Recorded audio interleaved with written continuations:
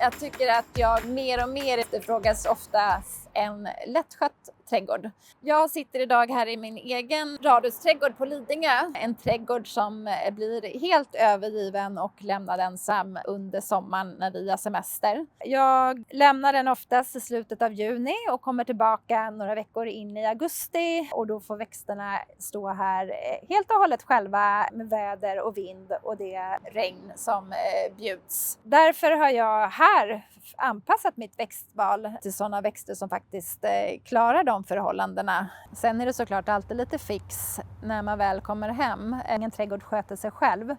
Som trädgårdsdesigner så är A och O i vårt arbete att välja rätt växt till rätt plats. En trädgård ska hålla i många år framöver. För att en växt ska kunna utvecklas optimalt över tid finns det vissa givna förutsättningar som man behöver ta hänsyn till. Att även om man kan ha en väldigt bra känsla för färg och form så krävs det ganska mycket kunskap. Sverige är uppdelat i olika zoner där det finns olika växter som klarar sig bra.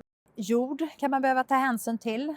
Hur det ser ut på platsen, om det är sol, om det är skugga. Vi pratar mycket om sol, halvskugga eller skugga. En växt som är anpassad för skugga kommer inte alls bli långlivad eller må bra eller se särskilt bra ut om du sätter den i ett soligt läge.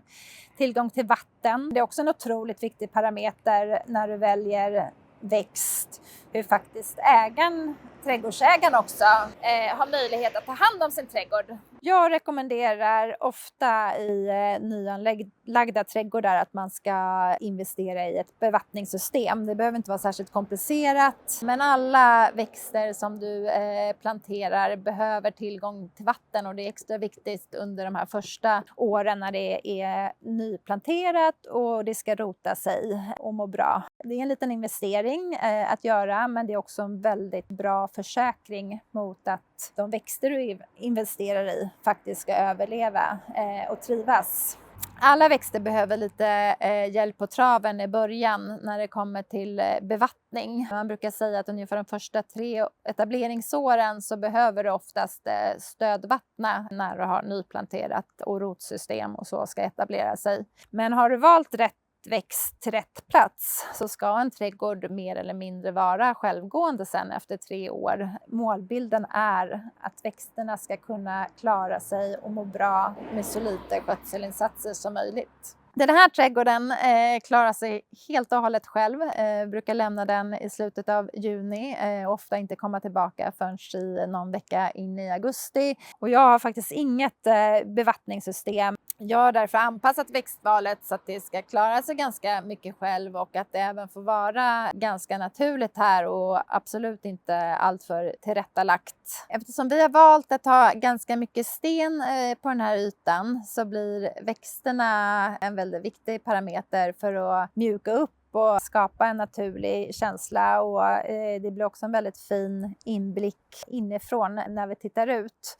Och att de helt enkelt får ta för sig här på ett litet spretigt sätt mot skiffern som ligger på marken. Att ta fram ett växtförslag till en trädgård är ett ganska omfattande arbete som kräver ganska mycket detaljplanering. Och utöver att ta hänsyn till de förutsättningarna som finns här på platsen så att man väljer rätt växt till rätt plats så behöver du också, med tanke på att det är levande material vi jobbar med, tänka i ett betydligt längre perspektiv. De träd och buskar som du köper och planerar nu, de ska faktiskt vara fina och kännas proportionerliga i trädgården även om 10 år. Och det är sånt man kanske inte tänker på när man går runt på plantskolan och ser ett gulligt litet träd. Att växterna ska utvecklas och vara fina även långt framöver. Så att man slipper ta bort ett träd för att man inte har tagit hänsyn till exempel till har för faktisk sluthöjd.